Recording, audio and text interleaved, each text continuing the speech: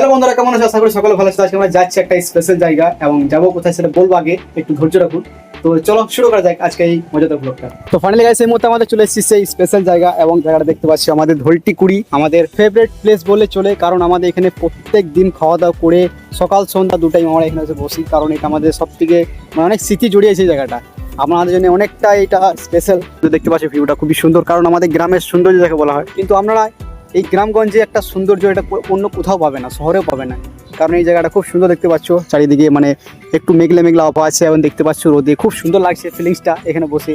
কারণ আমরা প্রায় দিন আসি, আমাদের এইটা হচ্ছে বসার প্লেস এবং এখানে বসি আমরা, এবং অনেক বন্ধুরা আসছে বসে, এবং আজকে অনেক বন্ধুরা আসবে। এই রোডটা কমলে অনেক বন্ধুরা এখানে এসে বসবে। তো আমি এসছি একাই, কারণ মনে করলাম একটু আপনাদের সঙ্গে একটু শেয়ার করি, কারণ এই জায়গাটা খুব ভালো জায়গা।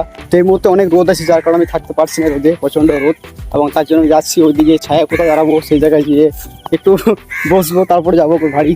যাবার পথে দেখতে পেয়ে গেলাম এখানে কয়েকজন দাদা আমার এখানে মাছ ধরছে, তাই আমি এখানে গেলাম, একটু বসলাম তাদের সঙ্গে, একটু গল্প করলাম, মাছ ধরতে গেলাম, তারপর আমরা চলে এলাম। ফাইনালি গাইস, এই মুহূর্তে আপনারা দেখতে পেলাম আমার গ্রামে যে সুন্দর একটা আড্ডার জায়গায়, এবং আমরা কন্টিনিউ এই জায়গায় বসি। এবং আজকে দেখতে পাচ্ছ ওয়েদারটা খুব ভালো আছে, মেঘলা মেঘলা একটু আবহাওয়া, খুব সুন্দর লাগছে আজকে আমাদের গ্রামটা, যাকে বলে আমাদের গ্রামের সৌন্দর্য। এবং এরকম ফিল আপনারা অন্য কোথাও পাবেন না। তাই আজকে অনেকটা রোদ লাগছে, তাই আমি থাকতে পারছি না, তাই ব্লগটা এখানে শেষ করছি। ধন্যবাদ সকলকে ব্লগ দেখার জন্য। এবং একটা কথা, আপনারা বলবেন আমাদের গ্রামটা কেমন লাগলো, তাই ধন্যবাদ সকলকে।